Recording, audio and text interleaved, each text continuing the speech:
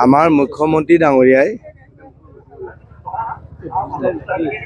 মিয়া দাদাগিৰি কৰিবলৈ এতিয়া অসমত কোনো ব্যৱস্থা ৰখা নাই আৰু এইবিলাক কোৱা কথা ইলেকশ্যনৰ ভোট পোৱাৰ কাৰণে কথাবিলাক কৈছে গতিকে কোনো কাৰণত ইয়াত মিয়া দাদাগিৰি চলিবলৈ দিয়া নহ'ব। কংগ্ৰেছ আৰু ইউডিএফ দুইটাই এইবিলাক তেওঁলোকে মানুহক দেখাই এটা কথা কৈ থাকে আৰু ভিতৰি তেওঁলোকে মিলি পিনে এই নিৰ্বাচনী দেওনা পাৰ হ'বৰ কাৰণে এই কথা বতৰাবিলাক কৈ আছে। অসমৰ মানুহে জানে যেতিয়ালৈকে হিমন্ত বিশ্ব শৰ্মা থাকিব তেতিয়ালৈকে ইয়াত কোনো মিয়াৰ দাদাগিৰি নচলিব।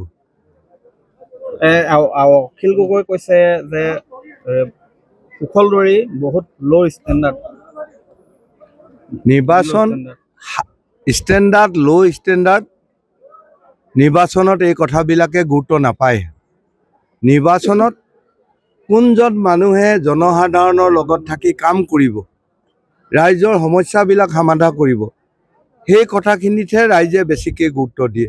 কাৰণ আপোনালোকে জানে যে মই